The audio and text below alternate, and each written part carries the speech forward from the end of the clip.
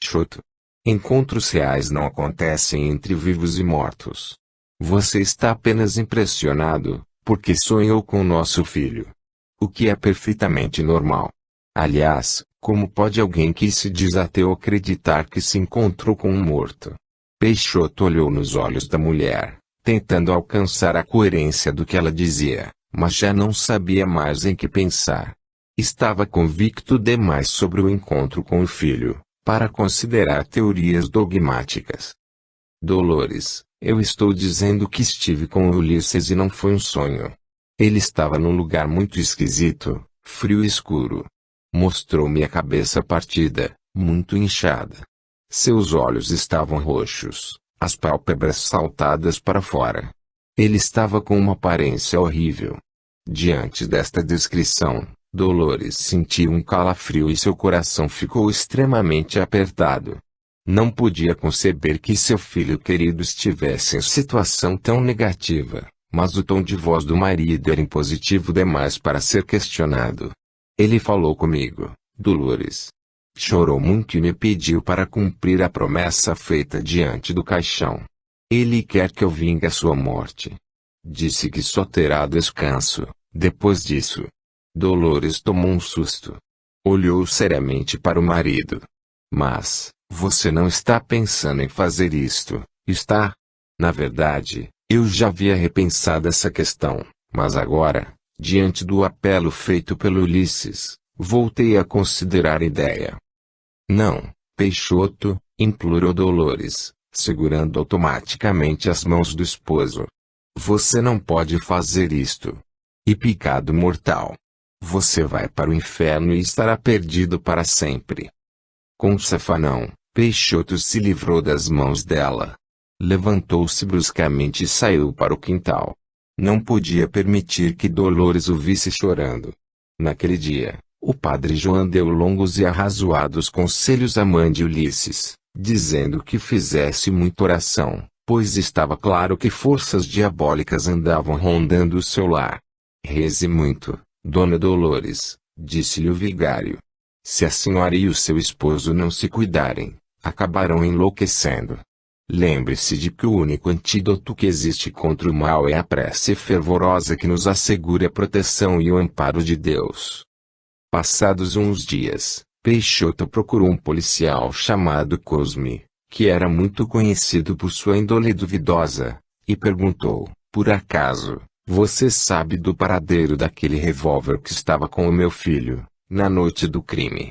Está guardado em lugar bastante seguro, respondeu o policial.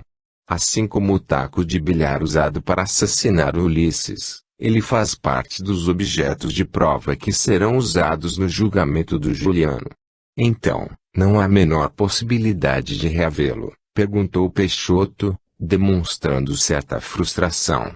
Pelo menos, por enquanto, não. Após o julgamento, dá-se um jeito.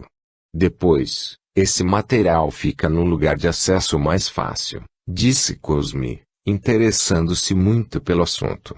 O senhor tem interesse em tê-lo de volta? Na verdade, sim. E uma relíquia de família. Após um breve silêncio, percebendo as intenções de Peixoto e a possibilidade de ganhar algum dinheiro, o policial arriscou. Não serve outra arma? Perguntou, piscando o olho. Posso lhe conseguir um revólver tão bom quanto aquele, com munição e tudo. Afinal, não é seguro ficar sem uma arma em casa nestes tempos de tanta violência. Peixoto titubeou. Teve medo de estar sendo vítima de uma armação do policial, para pegá-lo em flagrante. Pensou em desistir, mas naquele momento, a imagem de Ulisses chorando e implorando por vingança, chegou-lhe à mente com muita clareza. Sentiu um forte arrepio e, disse, determinado, está bem, Cosme. Pode ser outra arma, mas tem de ter um bom calibre e estar em ótimas condições de uso. O policial sorriu triunfante e garantiu, não se preocupe, seu Peixoto. O senhor vai ficar satisfeito com o negócio que faremos. Acertaram o preço e, no dia seguinte, Cosme foi à casa de Peixoto entregar a encomenda.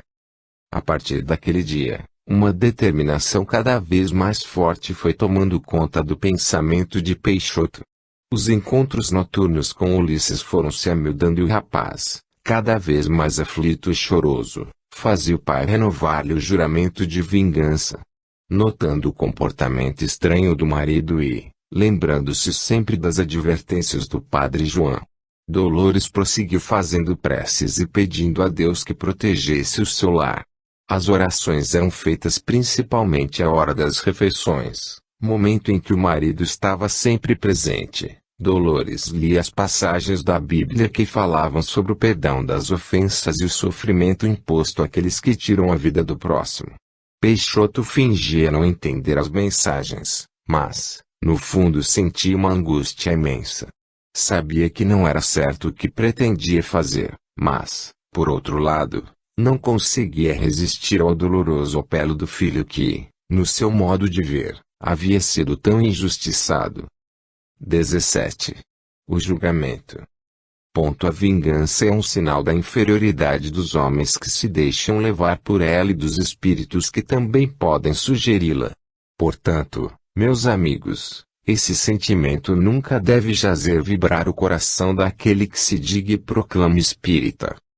Êxodo, capítulo 12, item 9. Assim, chegou o dia do julgamento de Juliano.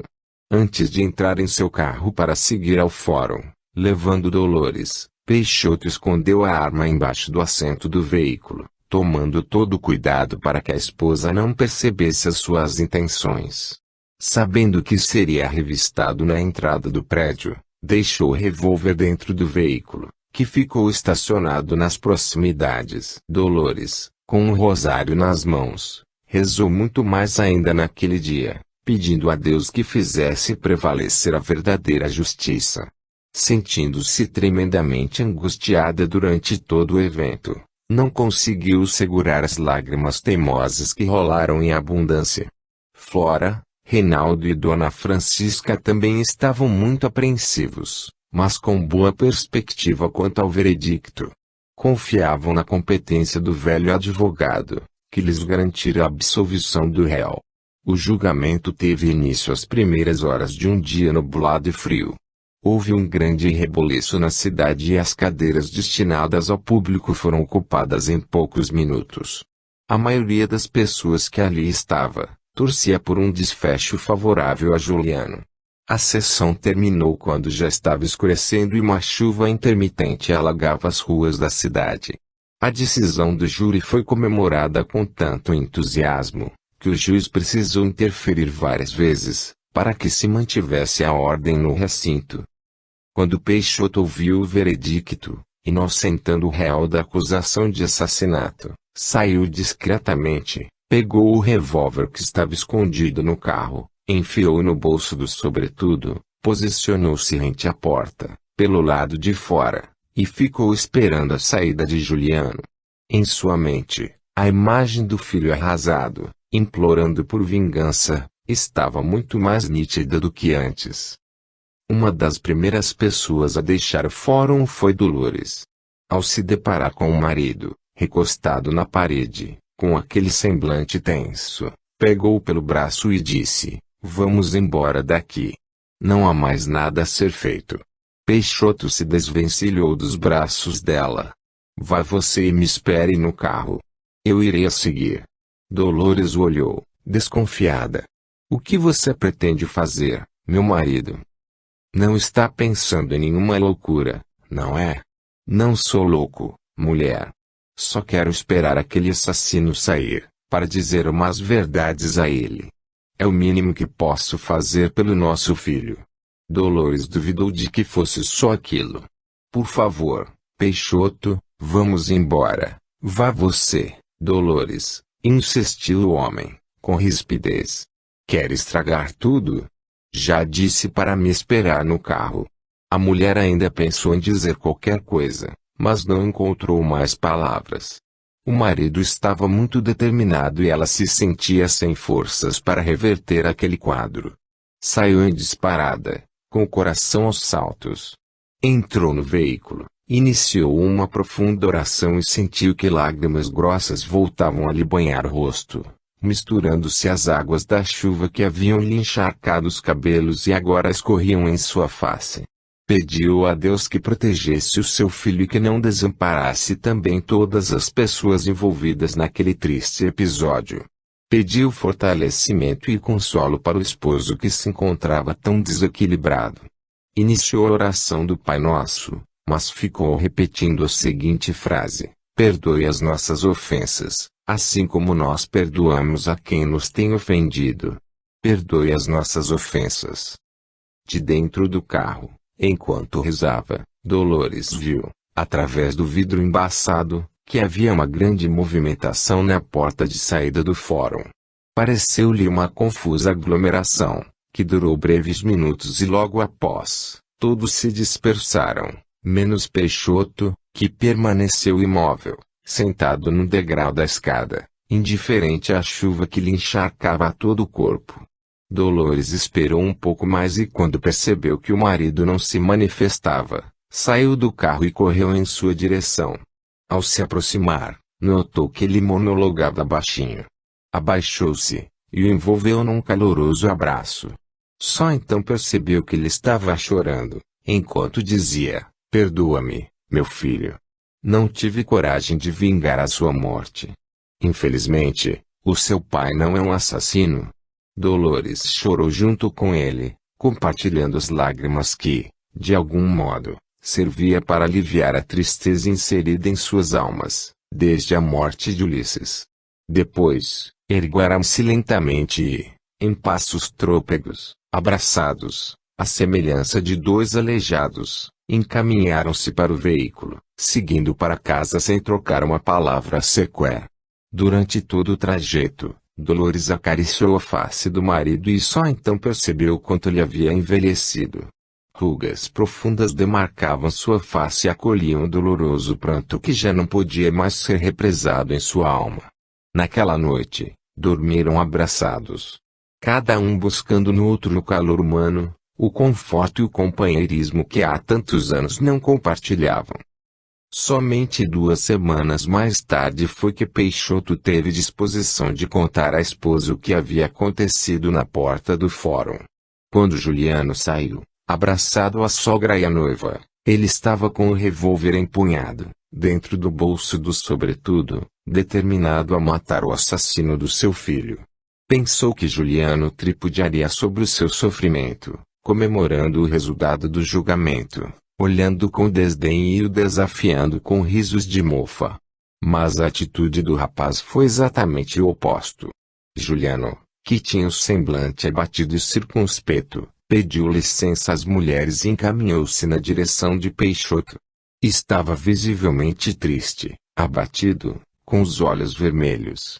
Aproximou-se, submisso e, com um tom de voz respeitoso, suplicou: Senhor Peixoto, eu sei que não sou digno, mas gostaria muito de lhe pedir perdão. Queria que nada disso tivesse acontecido, que seu filho estivesse vivo. Mas, infelizmente, não dá para voltar no tempo e desfazer o que está feito. Juliano sabia que Peixoto havia jurado vingança e pareceu ter notado que ele estava armado. De modo surpreendente, comentou: sei que o senhor e a sua esposa estão inconformados com a morte do Ulisses e acho perfeitamente normal. No lugar de vocês, eu também estaria. Se o senhor acha que mereço morrer, e se tem intenção de me matar para vingar a morte do seu filho, compreenderei a sua atitude e não vou odiá-lo por isto. À medida que ele falava, as pernas de Peixoto foram ficando trêmulas. Seu coração entrou em ritmo descompassado e a arma permaneceu esquecida no fundo do bolso do sobretudo. Desnorteado com a inusitada situação, o pai de Ulisses viu o momento em que Juliano, chorando muito, abriu os braços e o convidou para um abraço. Todas as pessoas que presenciaram a cena estavam emocionadas e apreensivas, aguardando a reação de Peixoto, que, a princípio, manteve-se impassível. De repente, ele começou a ouvir uma frase que era sussurrada repetidamente em seus ouvidos: perdoe as nossas ofensas, assim como nós perdoamos a quem nos tem ofendido. Perdoe as nossas ofensas. Parecia ser a voz de Dolores, Peixoto achou que a esposa estivesse ao seu lado. Procurou-a, mas não encontrou ninguém. Juliano continuava com os braços abertos e aquela voz interior continuava lembrando-lhe que precisava perdoar o seu devedor. Peixoto se lembrou de que não era nenhum santo, que também possuía suas dívidas e precisava ser perdoado por suas vítimas.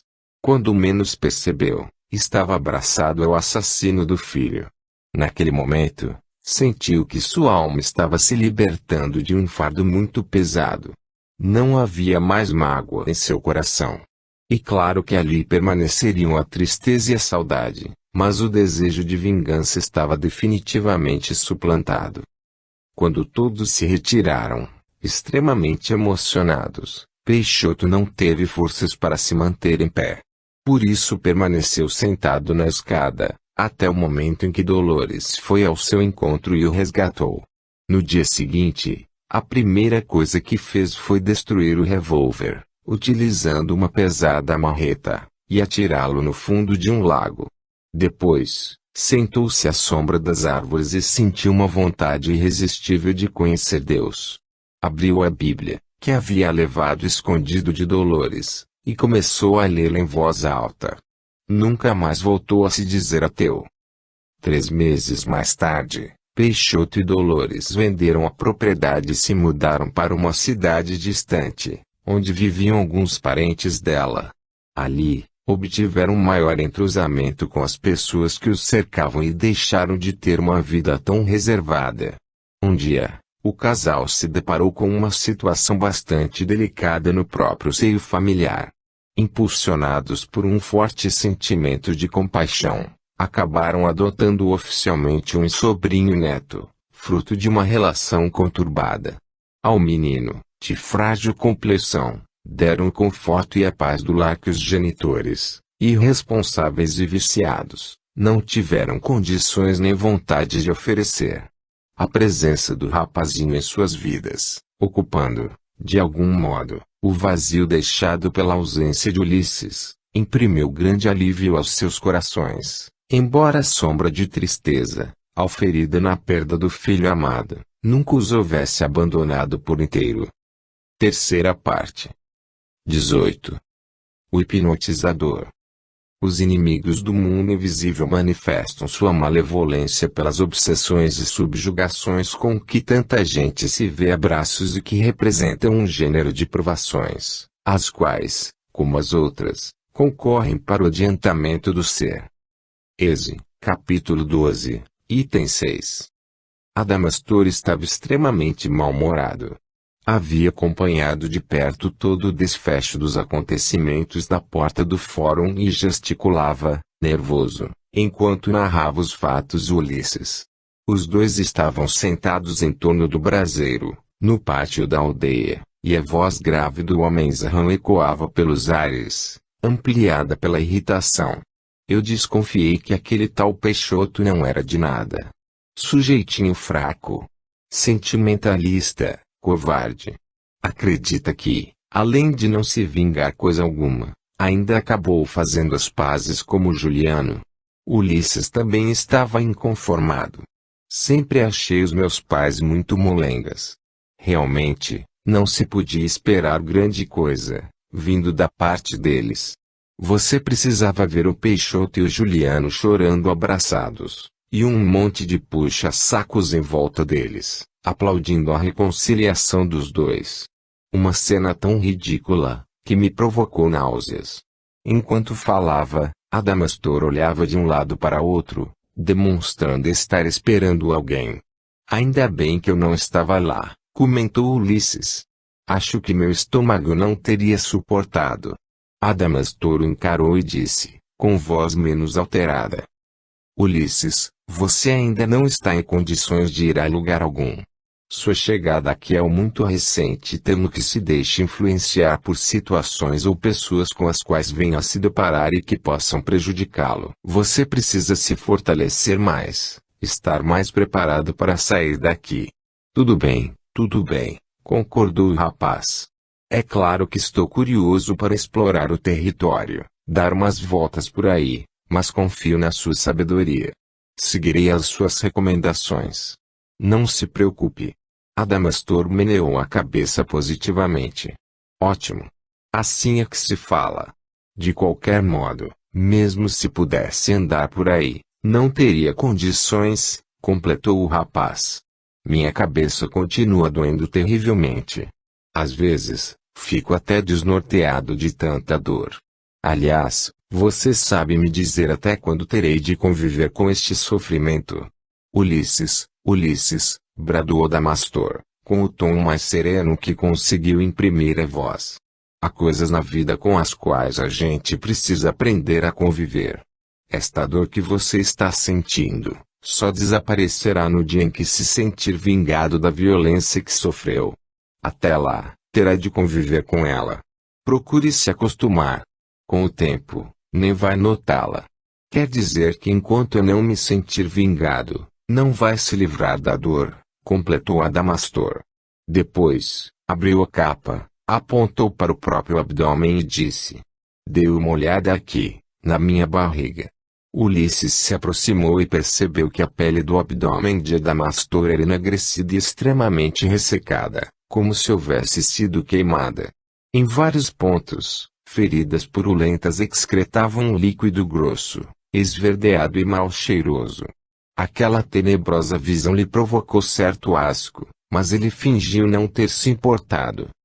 O que significa isto, afinal? Perguntou. Feridas provocadas há quase um século, pelas pessoas que nos torturaram, antes de nos assassinarem. Viu, como até hoje não cicatrizaram. Só ficarão curadas, no dia em que me sentir plenamente vingado. Ou seja, no dia que eu conseguir fazer o Juliano experimentar os mesmos sofrimentos que enfrentei, por culpa dele.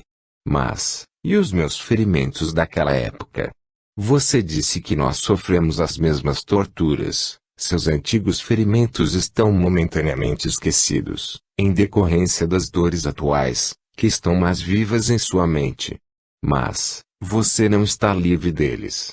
Chegará o momento em que vão aflorar, tão vivos e dolorosos, quanto no dia em que foram abertos.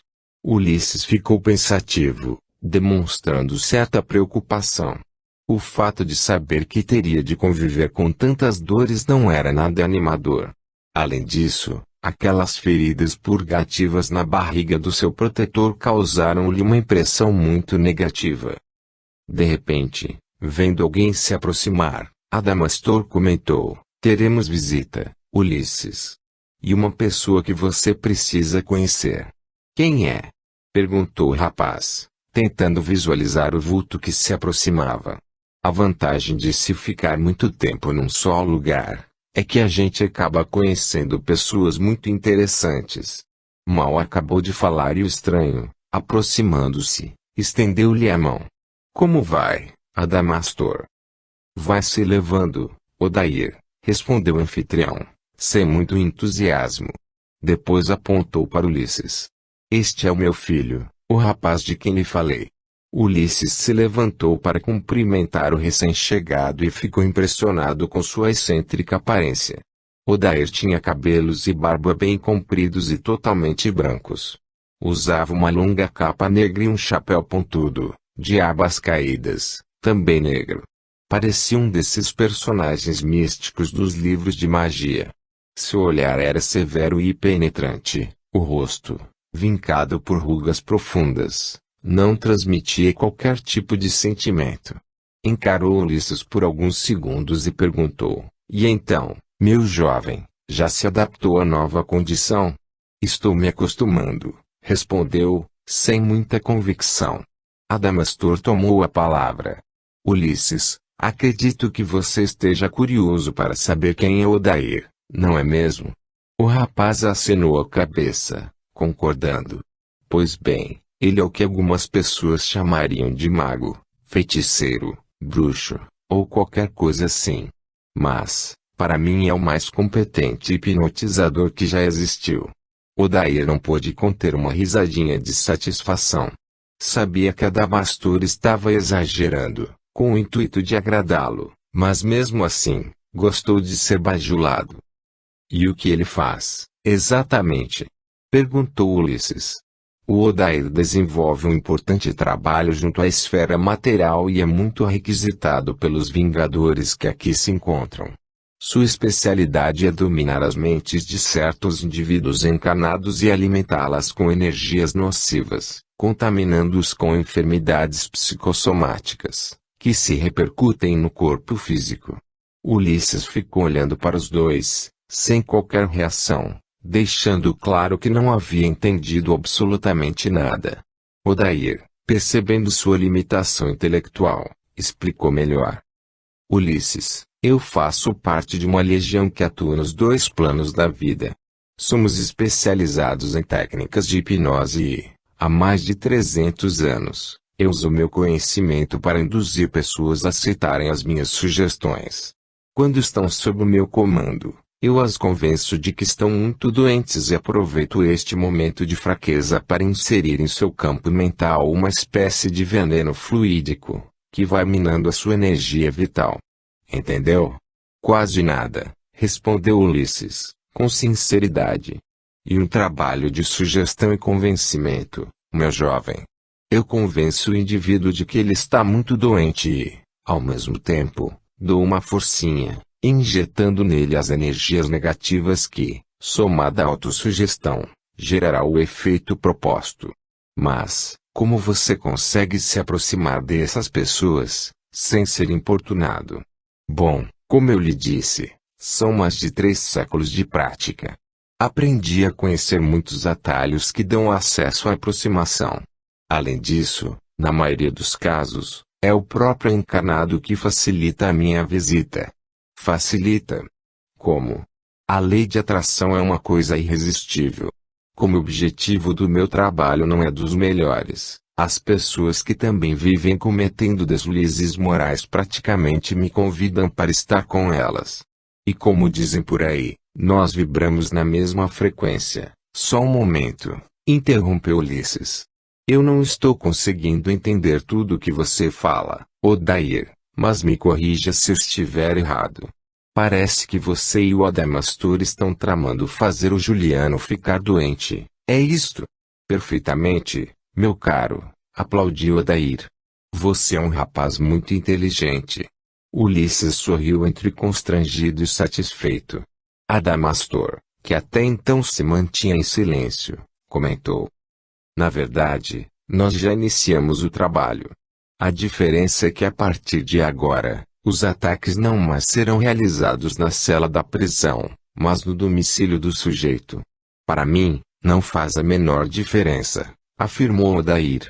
E uma animada conversação teve início naquele momento, delineando os detalhes do projeto de vingança contra Juliano.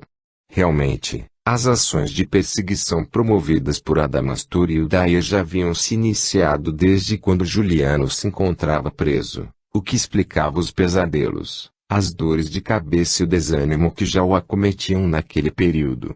Juliano, por circunstâncias de uma criação afastada das prerrogativas divinas, não tinha o hábito de orar.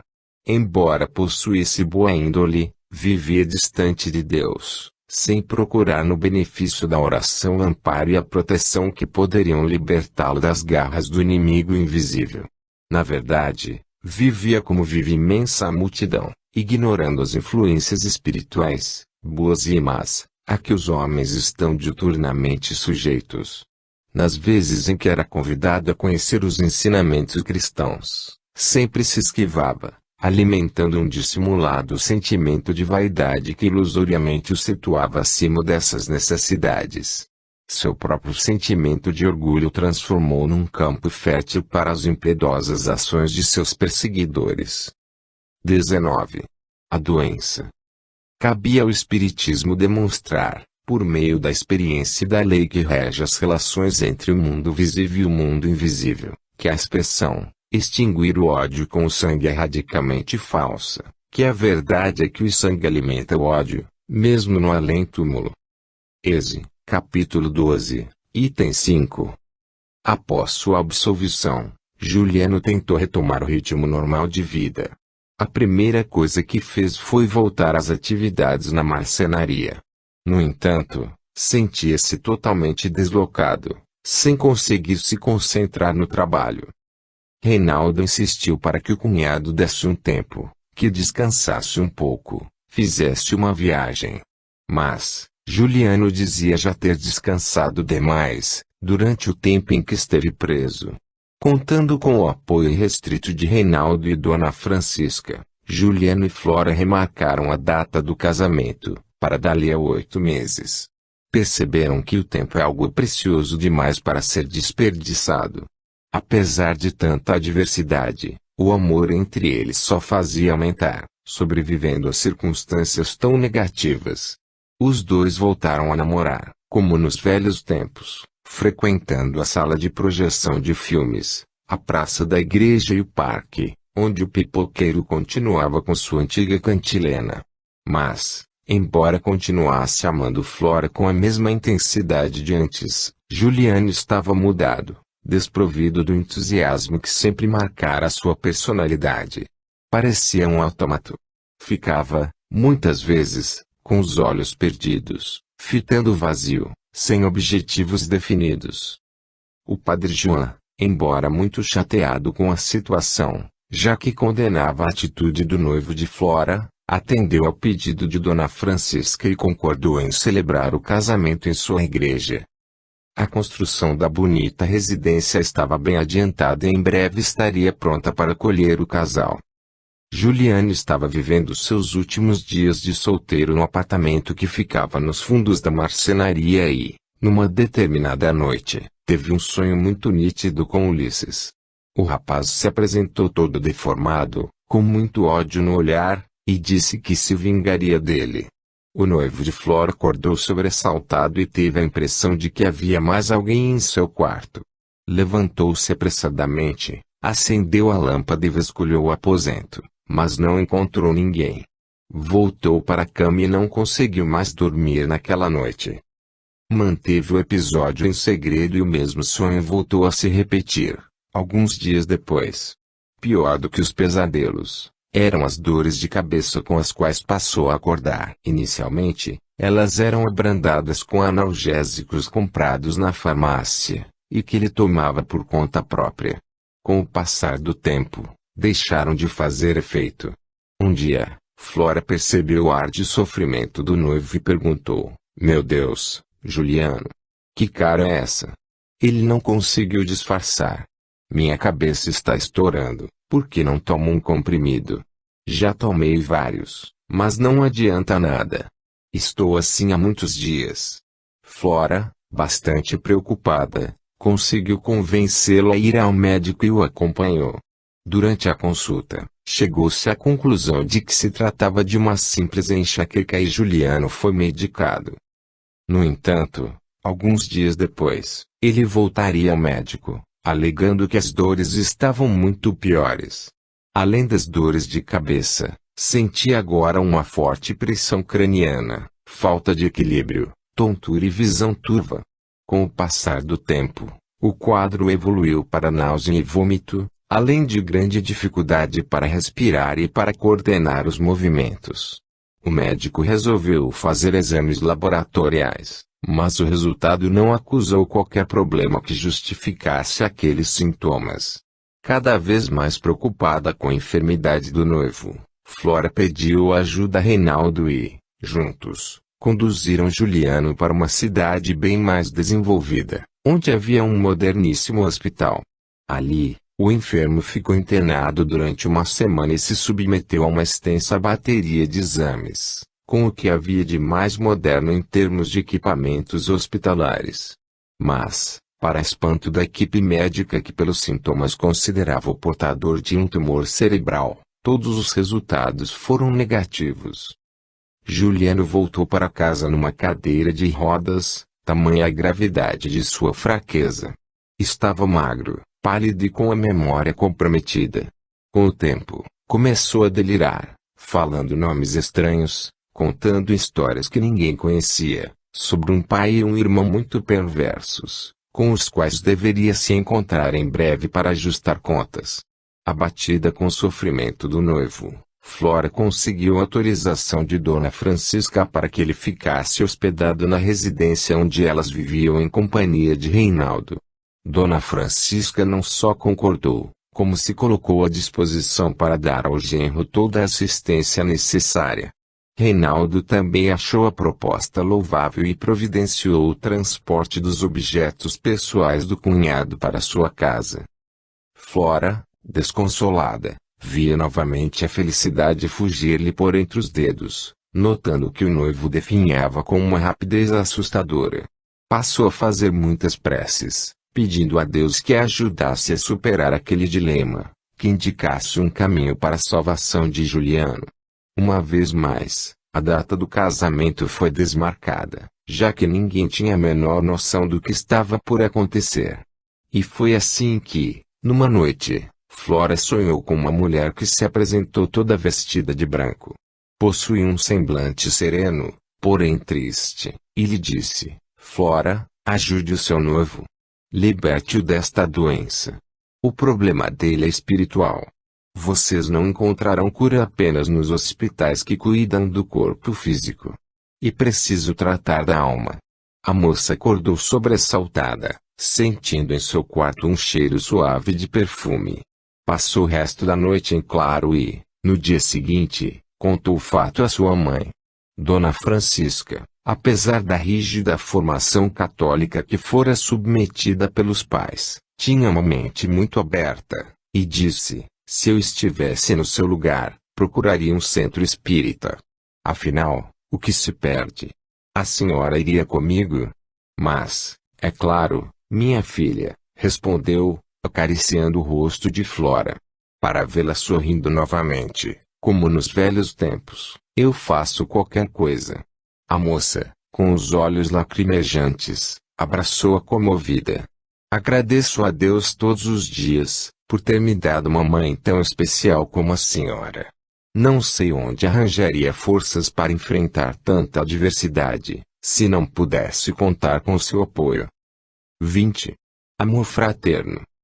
Nada está perdido no reino de nosso Pai, e vossos suores, vossas misérias formam o tesouro que deve vos tornar ricos nas esferas superiores, onde a luz substitui as trevas e onde o mais desprovido dentre todos vós será, talvez, o mais resplandecente. Êxodo, capítulo 6, item 6. No dia seguinte, Flora procurou se informar e descobriu que nos arredores da cidade havia um homem chamado Noronha, que era dirigente de uma casa espírita. Na manhã do próximo domingo, deixando Juliano sob os cuidados de Reinaldo, foi procurar o tal homem, em companhia da mãe. No endereço indicado, as duas se depararam com uma modesta edificação térrea, estabelecida numa rua descalça, em localidade carente da periferia. Flora estacionou o carro em frente ao pequeno portão, onde uma placa de madeira exibia, em letras azuis, bem desenhadas, a seguinte inscrição: Centro Espírita do Amor Fraterno. Um pequeno grupo de crianças alegres, humildemente vestidas, cercou o veículo, olhando curiosas para Flora e Dona Francisca, enquanto as duas desembarcavam.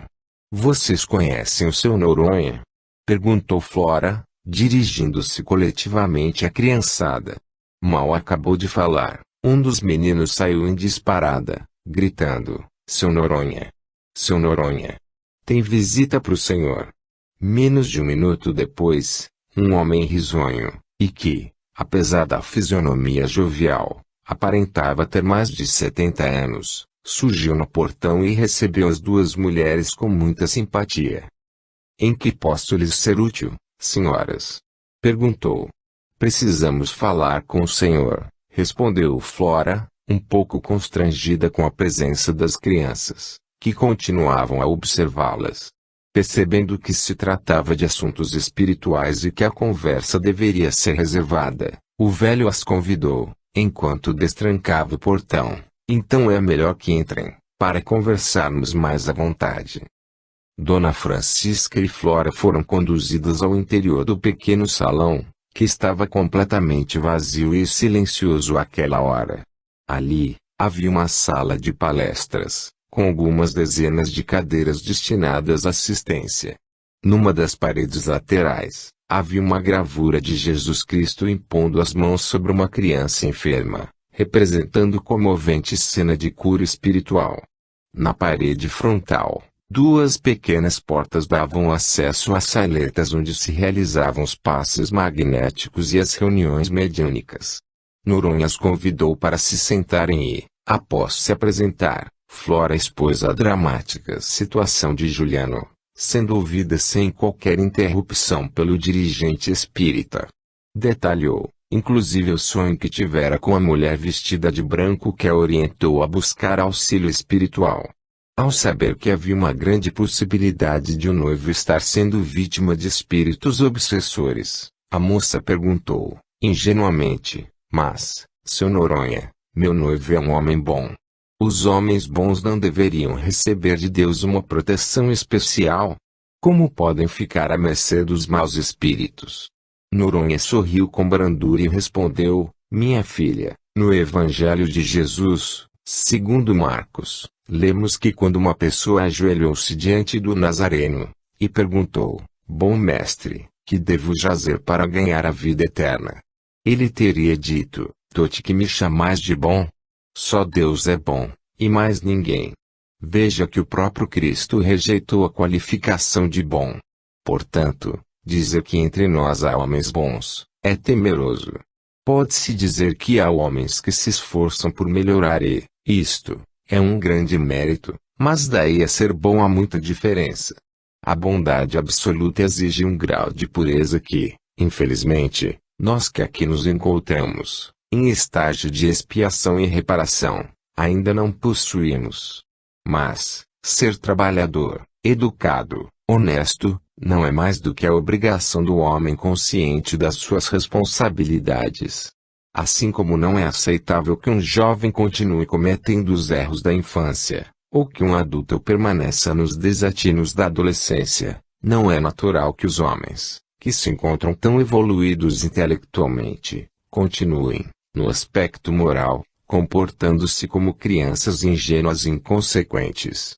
Está quase completando 2000 anos que Jesus nos ensinou a doutrina do amor incondicional, mas nós ainda não atingimos maturidade suficiente para colocá-la em prática. Há muito mais tempo, Moisés recebeu a psicografia das leis morais, ou seja, os 10 mandamentos, que dizem, entre outras coisas, para não matar e não roubar. No entanto, ainda hoje há muita gente que rouba e mata como se fosse a coisa mais natural do mundo. Flora olhava surpresa. Nunca havia pensado em semelhantes ideias, que lhe soavam com tanta obviedade. Mas, homens maus não são somente assassinos e ladrões, minha filha, continuou Noronha. A maldade está também no maledicente, no arrogante, no orgulhoso, no avarento, no egoísta, no colérico, no preguiçoso, no ciumento, no mentiroso.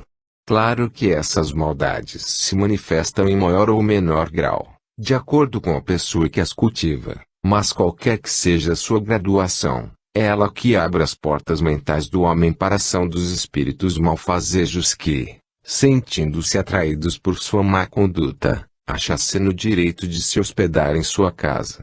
Então, o Senhor acha que o Juliano abriu suas portas mentais para que um espírito vingativo assedie. Há uma grande possibilidade de que seja isto. Você disse que seu noivo assassinou um rapaz.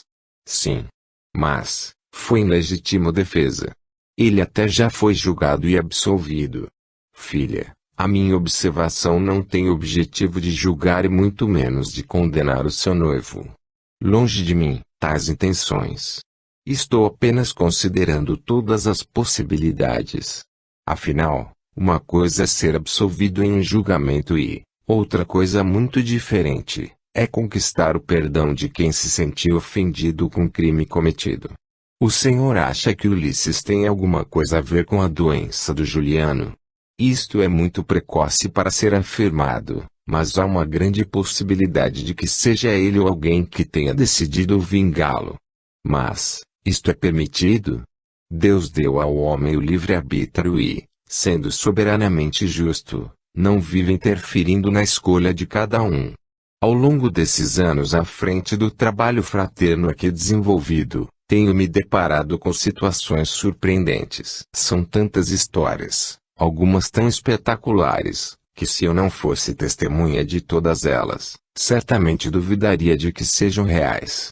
Aliás, a razão pela qual me tornei espírita já é uma história intrigante e, se vocês quiserem ouvir, eu posso lhes contar.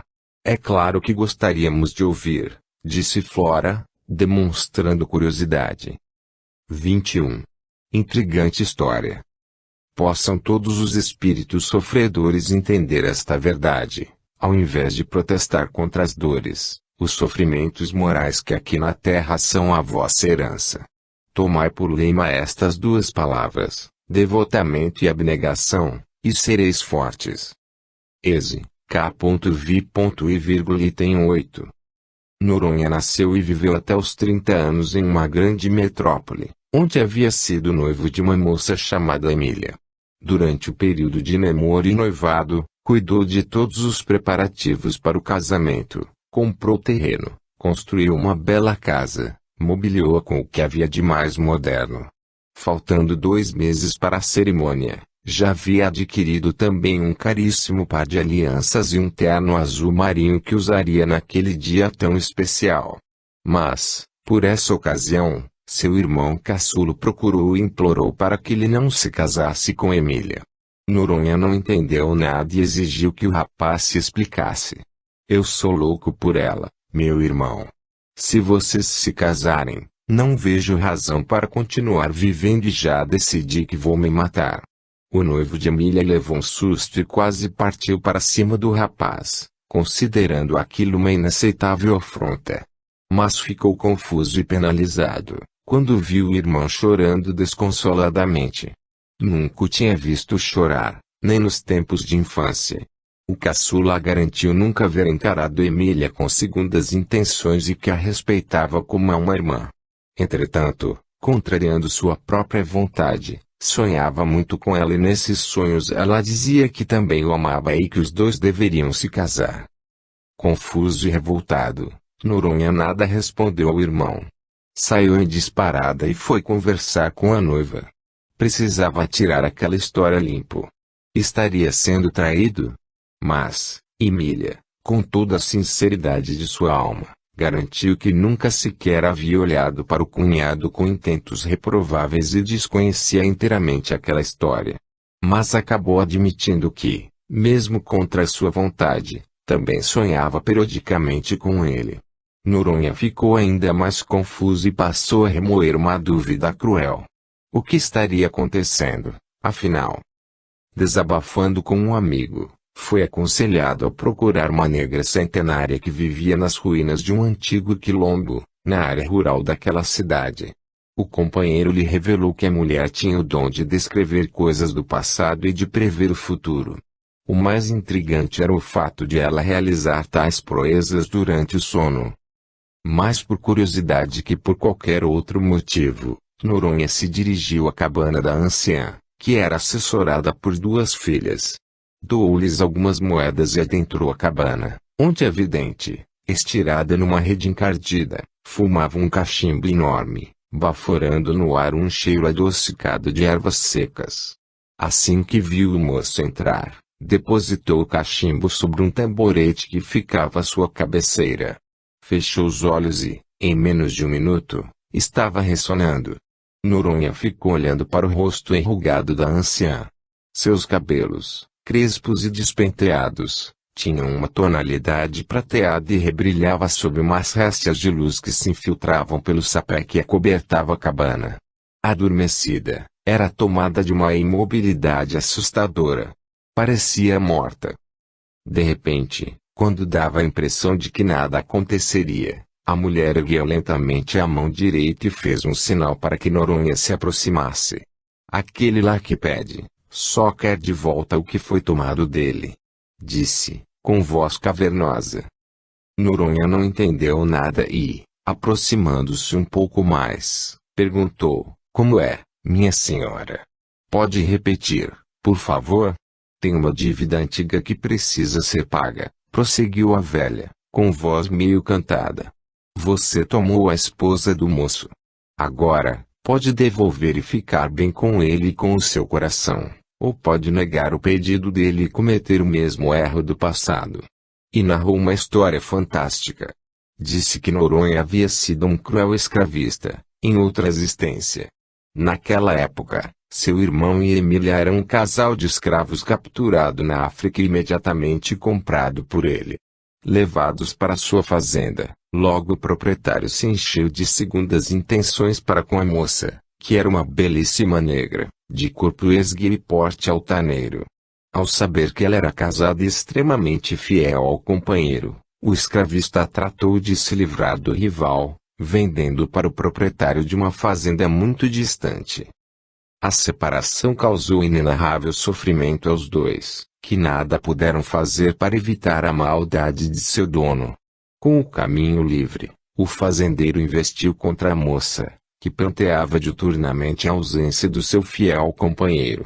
Ao perceber as intenções de seu dono, ela simplesmente desapareceu, infiltrando-se no extenso matagal que circundava a fazenda. Após vários dias de busca, seu corpo foi encontrado em adiantado estado de decomposição.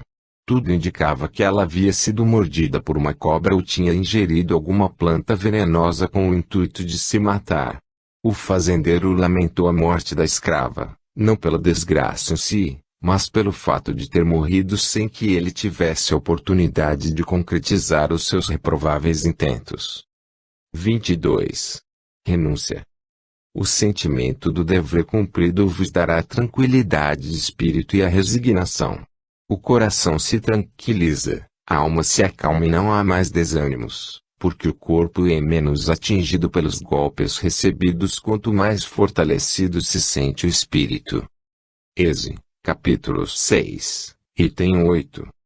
Noronha nunca acreditou inteiramente na narrativa da anciã, que julgava muito fantasiosa e sem qualquer fundamento. Mas uma grande inquietação passou a incomodá-lo a partir daquele dia. Após muito refletir, decidiu deixar a decisão por conta da noiva, já que o irmão estava irredutível em sua postura, reafirmando que se mataria, caso a união se concretizasse. O que você acha de desistirmos do casamento? Perguntou a ela, sem saber exatamente qual resposta preferia ouvir. E, com certa surpresa, viu a noiva fazer um ar de diferença e responder, faça como achar melhor. Como assim? Indagou Noronha. Quer dizer que você não faz mais questão de se casar comigo? A moça olhou com uma serenidade desconcertante. Questão, eu não faço. Mas, também não acho justo desistir do casamento, depois de tudo que você fez. Afinal, você gastou muito dinheiro com os preparativos, então é só por isso que você acha que devemos nos casar? Para eu não ficar no prejuízo? E o amor que você dizia sentir por mim? Emília baixou os olhos, constrangida, e essa atitude despertou o coração de Noronha para o entendimento de que ela não o amava. Na verdade, Emília, que nunca tinha mesmo olhado para o cunhado com segundas intenções, passou a observá-lo melhor, depois daquela bombástica revelação e percebeu, entre surpresa e assustada, que também o amava. O que impedira de deixar aflorar tal sentimento, era o seu senso de fidelidade para com o noivo. Agora, estimulada pelo comportamento do rapaz, não conseguia mais permanecer indiferente. 3 dias depois, Noronha deixava para sempre a cidade natal, mudando-se para o interior. Antes, foi a um cartório, onde registrou um documento, legando ao irmão todos os bens que possuía, a casa com todos os móveis, o terno azul marinho e até o par de alianças. Nunca mais retornou àquele município, nem voltou a se encontrar com seus parentes. Alguns anos mais tarde, Noronha se encontrou por acaso com um conterrâneo. Por intermédio dele ficou sabendo que a sua ex-noiva e seu irmão haviam se casado, que eram muito felizes e tinham 3 filhos bonitos e saudáveis. Fiquei intrigado com tudo aquilo e resolvi estudar o espiritismo para ver se a história fazia sentido e se havia alguma explicação lógica que a sustentasse, disse Noronha, completando a narrativa sobre sua vida. Assim, tornei-me um pesquisador do assunto e, embora nunca tenha comprovado a veracidade da minha própria história, venho me deparando com tantas situações parecidas, que não tenho mais como duvidar do que dizem as escrituras espirituais. As leis de causa e efeito e da reencarnação me dão a certeza de que tudo o que nos acontece hoje é efeito de causas passadas, assim como o que nos acontecerá amanhã será consequência das ações de agora. Até para os encontros entre meu irmão e Emília, durante o sono, encontrei explicação nos livros da codificação espírita. Interessante, ponderou Flora, pensativa. Mas, e quanto a Emília? Desculpe a curiosidade, mas o senhor a esqueceu? Não esqueci, nem pretendo fazê-lo. Ninguém passa pela nossa vida, por acaso, e nenhuma experiência de vida deve ser descartada, pois tudo contribui para o nosso crescimento. Quando as ocorrências são bem aproveitadas, mesmo as negativas, acabam servindo de aprendizado. O senhor está coberto de razão, disse Dona Francisca, que até então havia se mantido em silêncio. Pois é, minha senhora. Estudando o espiritismo, além do entendimento que adquiri e que debelou as minhas maiores dúvidas sobre os objetivos da existência humana, descobri também que sou médium. Assim, tenho me esforçado para realizar a contento a minha insignificante, porém indispensável tarefa. Entreguei-me ao trabalho espiritual e às ações de caridade, sem os quais, segundo Jesus Cristo, não há salvação. O senhor se casou? Perguntou Flora. Sim. Casei com uma mulher maravilhosa, e compreende e apoia as minhas iniciativas. Nossa residência fica no terreno ao lado. Constituímos família de 5 filhos, 12 netos e, em breve, teremos bisnetos a caminho. Sou o que se pode chamar de um homem afetivamente bem resolvido, respondeu Noronha, dando uma risada contagiante. O senhor acha que um dia vai reencontrar a Emília? Acredito que a história que envolve Emília, meu irmão e eu, não esteja totalmente resolvida. Se minha dívida para com eles é tão alta quanto expôs aquela vidente, não há dúvida de que nos reencontraremos, sim, em outra existência, pois certamente ainda tenho que restituir a eles. O mais importante é que aprendi a não guardar mágoas em função do que acontece nesta encarnação, nem ficar remoendo culpas pelos erros do passado. Sinto que nós 3 demos os primeiros passos para uma futura reconciliação que será definitiva e que trará paz aos nossos corações. O senhor tem uma visão muito otimista sobre a vida, comentou Dona Francisca. Pelo jeito, os estudos a que se entregou lhe fizeram muito bem. Graças a Deus, exclamou Noronha.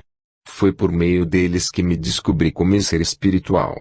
Foi neles que encontrei a verdade libertadora, um universo de conhecimentos que jamais imaginei existir e que me mostrou como são insignificantes as questões passionais que muitas vezes norteiam as nossas ações e nos levam ao caminho da perdição. Há 23 anos, fundei este centro espírita e comecei a trabalhar em prol da divulgação desses ensinamentos, além de oferecer, humildemente, junto a uma dedicada equipe de trabalhadores, auxílio aos nossos irmãos sofredores que habitam as 2 esferas. Há quase 2 décadas afastado do trabalho material por força de aposentadoria, dedico-me integralmente à causa espírita e tive, graças à benevolência do Criador, minhas faculdades mediúnicas muito ampliadas. Impressionada com a história daquele homem, Flora combinou de voltar ao centro, num dia de atendimento e levar o noivo para um exame espiritual.